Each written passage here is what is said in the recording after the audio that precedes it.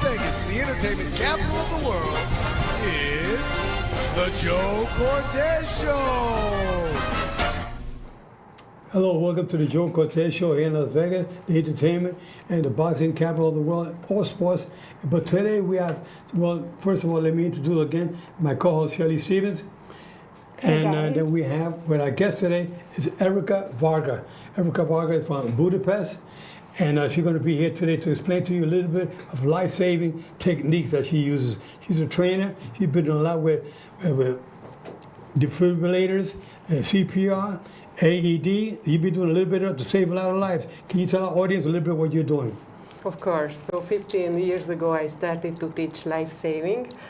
So before that, 20 years ago, I saw real life-saving on the street by the ambulance. So I was very motivated to become a trainer. Right. So, and I started to teach CPR and how to use the life-saving machine, the AED. And after one of my training, 3 months later, somebody called me that, Erika, can you come? Because we used the device today, so somebody collapsed, and I just asked that he survived. Right. And he survived. Wow. And I met this person, so it was amazing. Sure, you know, like. You save somebody's life, he'll never forget, and you never forget. Now, you've been doing this for over 15 years, right? 15 years, right. 15. So who gave you the idea about becoming a trainer with CPR and defibrillator? Somebody invited me for a training to Netherlands, and it was so amazing. We just checked a lot of type of defibrillators, and we get so many information. Why is it so important to do the CPR in time until the ambulance will arrive? So why is it important? So we got so much information, like I started to feel like somebody is pushing me to this, like, you have to be a trainer, like it was coming from me. So I became a trainer, and I started to give trainings to the people, and it's amazing feeling. Wow. You know, Erika, you and your trainers, I heard that you train more than 12,000 people, and you help place over 1,000 AEDs in Hungary, right? Yes. Over the past 15 years, many lives have been saved by your students in real-life emergencies, right? Yes. That must be incredible. It must be an incredible feeling to know that you're out here saving lives. You know, I was mentioning to her before how when I was performing on cruise ships, we used to have them all over the ship just in case, you know, even on stage and everything. They should always have those. Yeah, cool. So who do you train? Mainly we train security, we train everybody. We train families, companies, people who are working in offices, or people who are working in shopping centers. So from the CEO to the janitor, everybody. So I think everybody should know this. Are you involved with any hospitals or any doctor clinics, any medical clinics? Mostly not, but we also train nurses and some doctors. Okay, good. That's very important.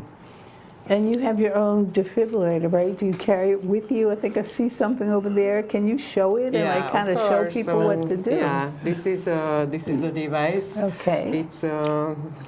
It fit in my small packet, so I can carry it to everywhere. Just in case if something happened, that it would be a very bad feeling if I don't find anywhere where I am, and so I have it. That's great. Wow. Okay. You're here today. We're going to be doing a video of what you do, because our audience want to know a little bit about how does she handle it personally herself. So we're going to show a little video right now of you doing the compression CPR, how it works. Yeah. Warmth of the sunlight, smell of the rain,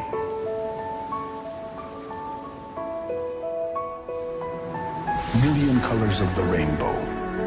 Life is beautiful.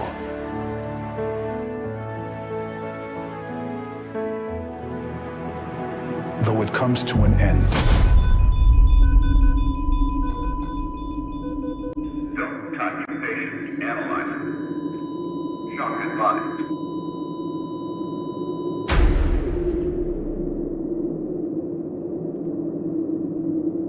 Good compression. What matters most is when. Life is beautiful. Life is precious. Now, what keeps you motivated to keep going for so many years? So I had a case. I was just doing a training for security in a casino.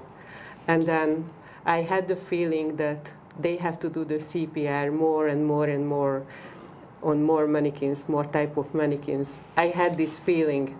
And you know what happened? 2 weeks later, the director called me that they used the machine, they saved the lives. So I think everybody should know it, and we need more trainers, we need more trainings, because not enough people knows this knowledge, how to save a life. Why do you think that more athletes should know how to do this? Yeah, I believe, for example, if we could train the football players, so they are close to each other when they have a game. Yeah. So if something will happen, then the most closest one is somebody who is playing. So Right. I believe that if somebody will immediately start the high quality CPR, that's a big chance for surviving. Oh yeah, definitely. I agree with that. Why is it so important for you to come to the United States to do this? I mean, I know you want to do your business. You're doing it in Hungary right now, but you want to do it in the United States. What made the idea of coming to the United States to do this? We do have defibrillators here, but you don't hear too much about it. Why do you want to do it here? I really like the United States. So first, 10 years ago, I was here when I was searching my grandpa who left our country a long time ago. And then that was my first motivation, and I realized that American people are so nice and helpful, and I started to like and love America. So that's my dream, to come here. So you're eventually going to start your business here, what you do with defibrillator.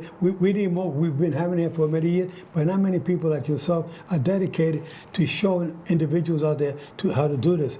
We need somebody like you in the United States to help people get more motivated and to learn a little bit about CPR. Everybody talks about CPR, but nobody knows the techniques. The video just show how simple it is, but the compression on the chest. You have different techniques when it comes to adults as to children. Yes, we have different techniques, but it's also important that on the trainings we are talking about how to recognize a stroke or the heart attack symptoms, because if you recognize in time and you can call the ambulance, then you can save a life with this. Yeah. Or if somebody is choking, it's very important to act. How long do you do the CPR, the compression you do on the chest? How many times do you do it? You are doing between 100 and 120 per minute, and you are doing until somebody will arrive from the ambulance and will switch. And then take over, because Yes. it's a little hard to do Yeah. 100 and 100. You get tired, you're all excited, you get tired of doing Yeah. the compression. Somebody can take over. It's good for many people to know as they watch you how you do it, right? Yeah, it's some kind of sport, Yeah. I can tell you, because we are doing this exercise on the floor, so it's a good. Yeah, you show it here on the video. We were going to do it here on the table, but the video show a lot how you actually do this. And you do this. How many times a year do you give your training? Every week, 3-4 times. 3-4 times a week? Yes. Oh, go ahead. Question, do they still use like the breaths in the mouth as well? Because when you're pushing down on the chest, do they still go back and forth? We are doing just the CPR, Okay. and professionals, of course, they use. Oh, So if anybody likes to get kissed, that'd be a good way to get kissed, huh? We don't need to give a kiss only. We are keeping the high quality CPR until the ambulance will arrive. Now, if somebody wants to reach you, how can they get a hold of you? So we have a website, and of course we have all the phone numbers or email, so they can contact me directly. So that's the website right there? Yes. They can reach you there? Yes. And pretty soon you'll be having a United States address, phone number, email for United States. Of course. But you have to get your started work with this show first. If one of your first starts to do something here in the United States, we're so happy that you're doing this, because, like I said, you save somebody's life. There's so many people. It could be a kid could be choking. Yes. They could be in the CPR. Somebody has a cardiac arrest, especially in sports. Or it could be somebody dancing on the dance floor. You got a lot of senior citizens dancing out there. And I said, well, they're having a good time dancing. They hope that none of them have a cardiac arrest. But I think all restaurants or clubs that they have dancing activities, they should have CPR knowledge and use the defibrillator. Now you show your defibrillator again. Yeah, this is. Now the defibrillator like this, and they can put it. Do they have them on the wall sometimes in a little case on the wall? Yes, it's on the wall. In hotels, for example, or in shopping centers and in many places. You see them at the airports a lot. The airports. Yeah, airport a lot, yes. A lot of people yes. running with the suitcase. Almost. All of a sudden they get a heart attack. Yeah, it's not about that anybody can get a heart attack, so you never know. You also, kids, unfortunately. Yeah, for yes. kids, yeah. So Yes. can you open it up and show us what's inside? Of course, Yeah. I can open and show. Like, it's so Okay. small. It has the pads, and you can use it also on adults and also on kids. So you have to open it, you have to push this button, so this will be on. If shock required, then you have to push this button. So then you place this on the chest, that all the device will do automatically an ECG analysis. Okay. And then the device will decide that shock required or shock doesn't require. So it actually creates like a shock, like a bang. It's harder. You get like a knockout punch, but that's very important to have. I tell you, restaurants, nightclubs, schools would have activities, kids. It's good for everybody to learn that. Now you have, you tell us about. You said you left. You came to the United States 10 years ago. Your first time. Yes, 10 You years came ago. looking for your grandfather or what? Yes, this was the first story that. He came here what year again? That was the first motivation, and after I came back 3 years after, Yeah. and I was traveling around the U.S. and Yeah, it was you so speak- amazing. Now you speak very good English. In Hungary, you have to go to school to learn speak English, or what? Thank you so much. So I have some international friends, so sometimes we are talking, but of course we can study in the school. You speak any other language besides German. German? Yeah, I speak German. German. Yes, but I use mainly the English. Now Shelly was a performer on the ships with her husband, and you said, Shelly, that you had a defibrillator and how to give CPR. Oh yeah, You we know how had to do that? training. Every contract we went on, before we could even perform, we'd have to go to class and just teach us once again over and over how to do it. So I think that's really good, because they have them all over the ship. So if people are by the pool or people in the restaurants, people might be just sitting back on the deck, just chilling there. You can see them. They're like all around the deck. Yeah. Yeah. So so now outside of all of this, tell us about what do you like to do for fun? I love traveling. I love Yeah, me traveling. too. Yes, I love traveling. I love Sri Lanka, India, Singapore. Woo, I love good. Dubai. I love the US. We probably So- crossed paths somewhere. Yeah, I think so. I love the cruises. So Yeah, that's okay. amazing. Yes. Yeah. So of course I like Europe also. So I'm keeping traveling Yep. every year, Yeah. more times, lot Good of for times. you. Yeah, Oh, yeah. thank you. We love to travel. Now, every one of us has the power to save lives. Do you have to be a doctor or paramedic to be able to do this? Of course, you don't need to be a doctor or paramedic, so everyone can learn how to save life, how to do the high quality CPR, how to recognize some serious symptoms, for example, the stroke or the heart attack. It's very important. You can save life if you can call the ambulance in time also. But somebody's in a car accident or something, you see somebody, they kind of like maybe pass out. Is it good to try to give CPR there or not before the ambulance comes? In Europe, we check first that if there is no breathing, then we will start the CPR. It's good to start, because if we don't start, then there is no circulation, there is no blood circulation, and the brain will not get oxygen, and without oxygen, the brain will die in 10 minutes at latest. I know some people in real life that don't have any brains. That's another topic. That's another topic. It's not a comedy show, but in real life, there are some people out there got no brains. You know who you are. So what do you think about like the athletes? Like for example, Joe, like and when you're at a boxing match, do they have these around somewhere for the boxers in case something happens? Yeah, at the fight, it's mandatory that they have paramedics at the fights, always. Okay. Before they have 2 ambulances at the event, when there's a boxing event. Okay. They got everything ready. They got the stretcher. They keep the stretcher underneath the ring. Okay. Underneath the boxing ring. Okay. And all the paramedics standing on the side with the Yeah. equipment. But in case they need it, they run to the ringside. Then they pull out the The stretcher. stretcher from underneath the ring, and anything, the equipment, they have it with them. Okay. You see them, they use a lot of oxygen. Sometimes the paramedics or the doctor, ringside doctor, it's always a ringside doctor from Nevada, Yeah. from the commission.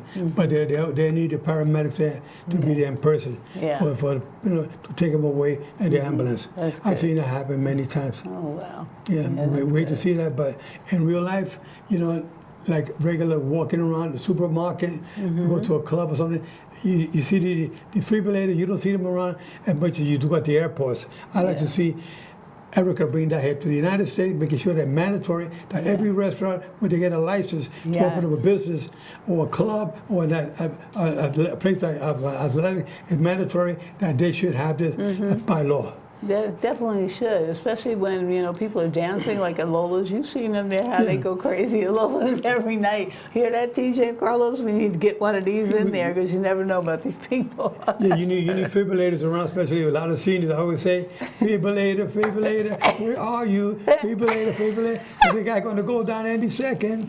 Yeah, you see people, they're dancing away. I say, oh my God.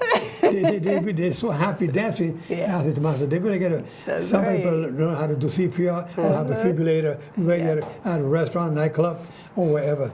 Now, Erika, you've been doing this for over 15 years. What are your goals in the near future, and what's on the horizon? What do you see? I would like to train trainers because together we can give more trainings to people, also for families. We started to train children how to call the ambulance and how to recognize that, for example, the mother is not sleeping, like maybe unconscious. So it's very, very important. I have a story. It was not long time ago. I was on a meeting and I was a substitute, and somebody realized that what is my work, and she ordered right away this life-saving machine, and also she ordered the life-saving training. And after the training, his colleague was on a sport event, and his best friend collapsed, and he resuscitated his best friend successfully. Well, 3 months after the training, so it was amazing it was story. amazing. The timing was right. That's why it's good to you never know when it's going to happen. It can happen any time. You could be walking down the street, you see somebody collapse. I've been on planes myself on a plane where somebody collapsed right next to me or behind me, and they had to get CPR. And I did that one time to somebody on the plane, and we got them back breathing again. And it happened to me one time in a restaurant too. I was in a restaurant, and the guy went over, and I started with the CPR, but I came from behind. I thought he was choking, but I started then we got lay him down, and we started with the chest, and he popped out, whatever it was came out, and the ambulance came. They took him away. 2 days later, they called me up. It was him. Tell me, Mr. Cortez, I want to thank you so much, for what you did with me that day. The paramedic said, if you didn't help me with that, I would be dead right now. So it's good to help people out. It's so important to know the proper techniques, and that's what you're doing. We're so glad you're doing it because there's a lot of people that need this training, especially at home. The mothers or the babysitters, they all should learn how to do the CPRs. It's so important. The fathers, your neighbors, sometimes you have a neighbor, anything can happen. Yes. Somebody calls you up and says, we need a little help. Somebody passed out on the floor. You got to go there and check them out. But it's always good to learn the proper technique. What's the first thing you look for when a person is laying on the floor? Call out, what's the first thing you look for? First, the safety around us. Okay. So, for example, if somebody is on the road, you will not just run to the road. So, first, the safety, and after we can check that maybe he or she will answer or not. If she is not answering, that we can check the breathing, in 10 seconds. If there is no breathing, minimum 2 breathing in 10 seconds, then we call the ambulance for resuscitation, and we start immediately the CPR, the high quality CPR. And if we have somebody next to us, we can ask him that please bring the defibrillator to me, so then we can save the life together. So it's good to keep a defibrillator in your car? Yes, it would be amazing. To yes. Everybody have it in their car? Yes, and at home, yes. It's small, so it's like a first aid kit, and it can save a life. Because a lot of individuals think that maybe just having it at a location, a restaurant, at a sports event place, venue, or maybe have it in at a school or whatever, but it's good to have it in your car. If at least maybe 8 out of 10 cars will have it, I mean, how many millions of cars we got out there? People will stop, will stop. And maybe, is there any flag or something you can put up for help? You need assistance with a little help. They should create some kind of a flag that somebody could hold for help, with a defibrillator. Yeah, it would be an amazing idea. And also, you can have something on your car that there is an AED inside. Yeah, like an emergency signal so that people can say for help. But yeah, but if you have, like you say, a little sticker on the car that says you have defibrillator in the car. Yes. That's important. I think it would be good. We have to educate a lot more people out there. I'm just learning a little bit. You're talking, and in my mind, the wheels are rolling. I'm thinking about what can we do to make this happen. So the sooner the better, because we need people like you to make this happen in reality. Yes. Yeah. Your mind is always rolling, Joe, so he does. He comes up with great ideas all the time. Every day he comes up with another good one. And it's so good that we're doing this show today, especially because in light of the fact that a good friend of mine, in Joe's, he is a member of Earth, Wind & Fire's band. He's a drummer, and we just read online yesterday that he suffered a cardiac arrest right before the show. They had to cancel the show. And so it's got me thinking now, did they have this there? Nobody knows what his condition is now because they're not publicizing it. But we just want to offer some prayers up, and hopefully, he'll get better and better. So. Erika, I wonder if they don't have it or not. I don't know. Every police car here in the United States, have you looked into it? Do they carry it in the police cars? It would be nice. Good idea. If they don't have it, they should have it because when you call 911 in your country, what number they call for the emergency? If you have emergency. We can call 911 also. In your country, that's good, so it's universal.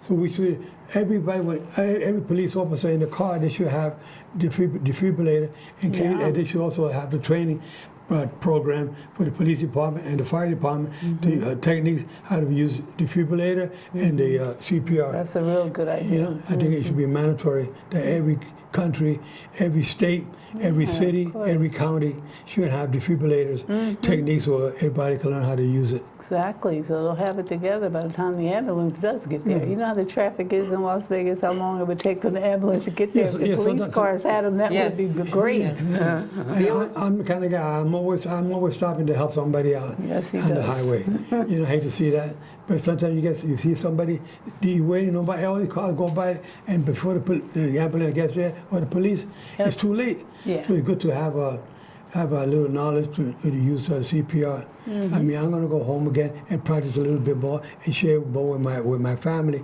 and my grandchildren how to use CPR. I know my grandsons, 2 of them, they're very familiar.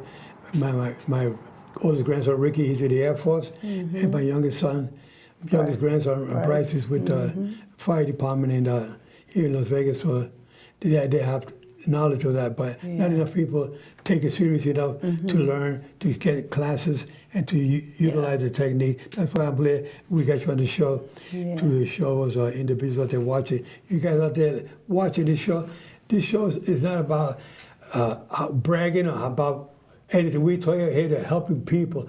Shelly and I put on the show every week. We're here to help you out, to get you guys started on the right track. Bring people on like Erika to show you, save lives is so important. Stay healthy, stay in good shape, and try to share the knowledge and wisdom with your friends out there. And not every day we bring people on the show like Erika to help us out. So Erika, tell us a little bit more that we may have missed on the show. Any more information for our viewers out there? So we also train firefighters, And we also train, like I said before, families. So families are coming to our office, or we are going to their home if they invite us, and we teach everybody. We have big mannequins on what you can do the CPR. We have small mannequins for children, so everything is available. So it's just with the children we can do this like how they are playing, you know, like a game way, and they will memorize the life-saving steps. So, and after our experiences, who is already minimum 10 years old, then they can do the real CPR on an adult. So children can also save lives. So teach your children. It's very, very important. I think that's very good. But thank you for that information. I also think, as you're talking, I'm thinking to myself, maybe you have like a red light, a flashing red light in front of the door of the house. Something an emergency to teach the kids to press that button. Press that button so people in the neighborhood can see a red light flashing, constantly flashing. That means you need some help there. That's a good idea, Yes. too. Yeah, but and I like that idea about somebody that owns restaurants. They should have people come out like Erika and teach the staff, you know, what Exactly. to do. Exactly, in all the restaurants they Yeah. need to do that, just like we did on the ship and everywhere else. You guys do it, you know, with sports, and yeah, they need to do that a lot more places. A lot of restaurants, schools, business, any place, all kinds of business they need. When you have an employee, teach your employee. Part of their employment application would be, do you know CPR? You don't, you got to take whether it's a 20-minute course, whatever, just a CPR, just to learn the technique. Every employee should know that, wherever you go. I'm going to be looking for them now when I go out to eat and stuff at restaurants. I'm going to be looking around because people should have them in there. You don't see that. That's why I'm glad Erika is on the show today, so we can share that with our people, our viewers that they're watching, to get a defibrillator and put it on your wall like they do at the airports. But we should have it at home in your personal bag. You carry all those bags. The ladies carry all these bags. Put one of those in your bags and start putting all that makeup in there. It's so funny. Anyway, we are so happy, though, Erika. One more thing you want to just say to our viewers out there in reference to what you want to do in the very near future. Here, again, can you tell us again what you want to do? Yeah, of course. So I want to come here and to share my experiences with you. So it would be nice if I could train more people. I can help you, so don't be afraid. If you know the right technique, if I teach you, you will learn it, and just in an emergency case, you will be able to help and save lives and to give the second chance to anybody. If somebody wanted to keep one of these in their house, where would they go to get one? Right now, I'm working in Europe, but my Okay. goal is to bring my company to the US. Great. So let's talk about this later. Okay. And the defibrillator, to have them here at the house, I mean, like I said, everybody should have it in their car. Keep one at home and keep one in your car. Don't not one, have two. But when you make the order, just buy two at a special price instead of just one. Yeah, there you go. You got all these deals, You buy one, it costs so much, buy two, you get a discounted price. I will buy two, keep one in my car, one in my house. Absolutely. For sure. Anyway, thank you, Erika, for being on the show today. It is so special having you because you're going to save a lot. We can save a lot of lives with what you're doing. You know, Shelly, anything else you want to add about your friends at No. Lola's? I'll see you tonight at Lola's. Okay, yes, tonight's Friday, right? So we're there from 6 to 10.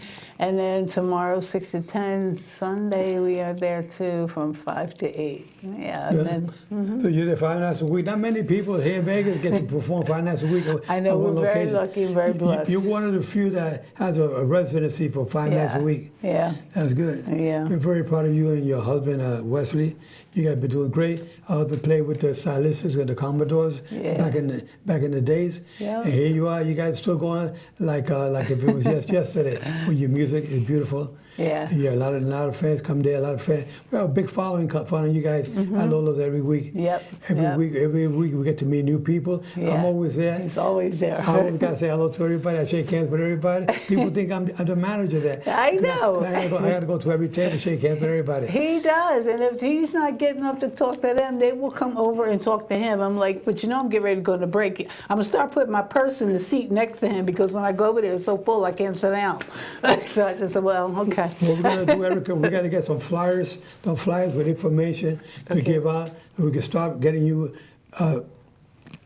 recognized in the United States. Get flyers out here. When you get your permanent address in the United States, you get a permanent U.S. number. Because the number we gave out is a UK number, right? It's a Hungarian. Yes. Hungarian, EU, right? Yeah, from the European Union. Yes. European Union, yeah.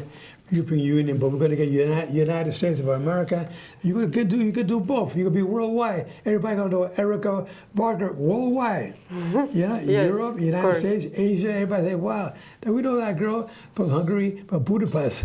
I like Budapest. You got Buddha on one side and Pest on the Yes, other. And you yes, got the that's river right down the middle. I love it. And then what's the fighter's name? Joe Coco. What's the last name? Yes, István Kovács. Kovac, yeah. Yeah. Joe Coco Kovac, he was a former lightweight champion, WBO champion. I loved him, a good guy. When I was there twice in Budapest, we had a good time with him. He has a restaurant and a bar there. He still has it, right? Yes, I guess. Yeah. Okay, my friends, good seeing you this week. Always remember, keep your guards open all the time. Learn how to do the CPR. Erika, thank you so much for being on the show. Shelly, Thank you. once again. Keep up with your music. We'll see you guys next week. Take care. God bless. And I'm fair, but I'm firm. And keep the CPR going. Get them going. We don't want to see them laying down. Get them up. Take care.